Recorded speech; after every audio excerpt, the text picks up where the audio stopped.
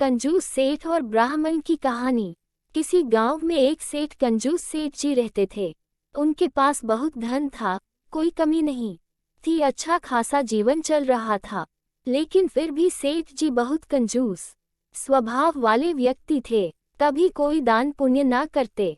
एक दिन वह कहीं जा रहे थे, तभी उनकी दृष्टि एक खजूर के पेड़ पर पड़ी। सेठ जी ने सोचा, यदि मैं यह खजूर तोड़ लूं तो इन्हें बेचकर काफी धन कमा सकता हूँ। ऐसा सोचकर वह पेड़ पर चढ़ने लगे। लालच में उन्हें यह ध्यान ही ना रहा कि वह काफी ऊपर आ चुके हैं।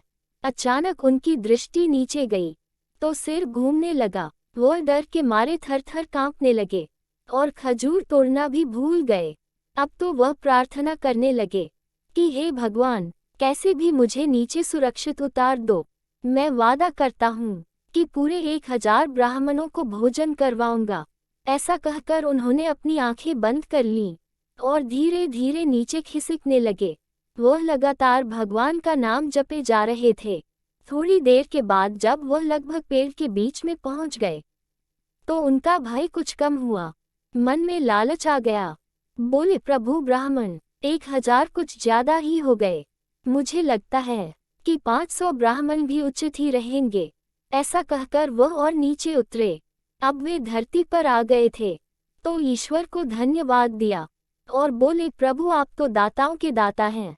मैं ठहरा तुच्छ प्राणी, मैं चाहे 500 को भोजन कराऊं अथवा एक को, आपको कौन सा फर्क पड़ता है, किंतु मैं प्रण लेता हूँ कि एक ब्राह्मण को भोजन करवाकर खूब दान दक्षिणा देकर विदा करूंगा।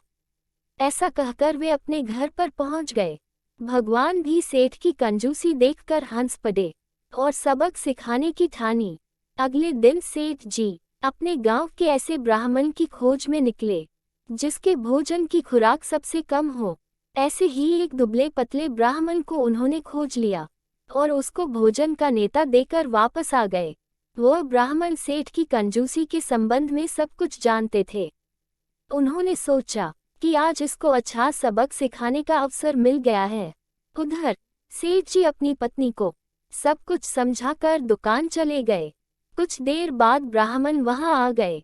सेठ की पत्नी ने उन्हें आदर सहित भोजन परोसा। उन्होंने आंख बंद की और मंत्र पढ़ा और बोले, भोजन से पूर्व एक सोने का सिक्का दक्षिणा में रखो। सेठ की पत्नी धार्मिक और दानी स्वभाव की थी। वह तुरंत गई और अलमारी से एक सोने का सिक्का लेकर उन्हें दक्षिणा में दे दिया। इसके बाद ब्राह्मण देवता ने भोजन किया और चलते समय सेठ की पत्नी से बोले कि अब हम चलते हैं। तुम एक संस्कारी गृहिणी हो। मैं तुम्हें आशीर्वाद देता हूँ कि तुम्हारा घर धन धान्य से भरा रहेगा, तुम्हारी तथा तुम्हारे पति की दीर्घायु हेतु मैं काशी जाकर अनुष्ठान करूँगा। अब मैं चलता हूँ। अनुष्ठान की बात सुनकर सेठ की पत्नी ने स्वेच्छा से अपनी ओर से उन्हें 5 सोने के सिक्के और भेंट कर दिए। ब्राह्मण प्रसन्न होकर चले गए, लेकिन उन्हें इस बात का ज्ञान था कि जब सेठ को सोने के सिक्कों के बारे में पता चलेगा तो वह सीधे उनके घर पहुंचेगा। इसलिए उस ब्राह्मण ने अपनी पत्नी को अपनी योजना के बारे में बताया। शाम को जब सेठ जी घर पहुंचे और यह पता चला कि ब्राह्मण को उनकी पत्नी ने पूरे 6 सोने के सिक्के दे दिए हैं तो क्रोध में भरकर वह ब्राह्मण के घर पहुंचे और बाहर से ही शोर मचाते हुए अपने सोने के सिक्के वापस मांगने लगे। उनका ऐसा करना था कि योजना के अनुसार ब्राह्मण की पत्नी बाहर आई और उनसे बोली, तुम्हारे ही घर का भोजन करने के बाद मेरे पति की तबीयत बिगड़ गई है, वह अपनी आखिरी सांसें गिन रहे हैं।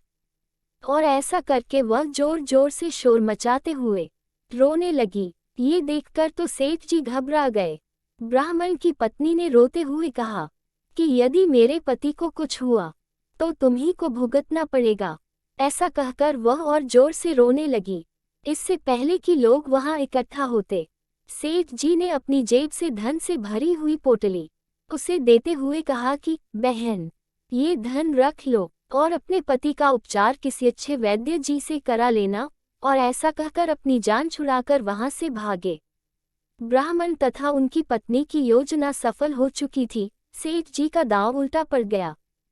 अगले दिन वह ब्राह्मण तथा उनकी पत्नी सेठ जी के घर पहुंचे तथा सोने के सिक्के वापस करते हुए उन्हें सारी बातें बता दी।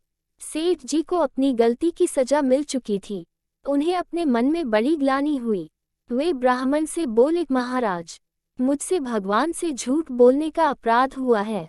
आप ही बताएं कि मैं इसका पश्चाताप कैसे करूं। ब्राह्मण ने कहा, सेठ जी, यदि आप पश्चाताप करना चाहते हैं तो अपने धन का कुछ हिस्सा अनाथाश्रम, वृद्धाश्रम तथा गरीब वंचितों आदि में दान कर दे, जिससे उन दीन दुखियों की सहायता भी हो जाएगी और आपका दान भी सार्थक हो जाएगा। सेठ जी ने ऐसा ही किया तथा साथ ही उन्होंने भविष्य में कभी भी किसी से झूठा वादा न करने की कसम खाई। इस तरह भगवान ने उन्हें एक अच्छा सबक सिखा दिया था। प्लीज वीडियो पसंद आए तो लाइक और चैनल पर पहली बार आए तो सब्सक्राइब, कमेंट और अपने दोस्तों के साथ शेयर करना मत भूलना।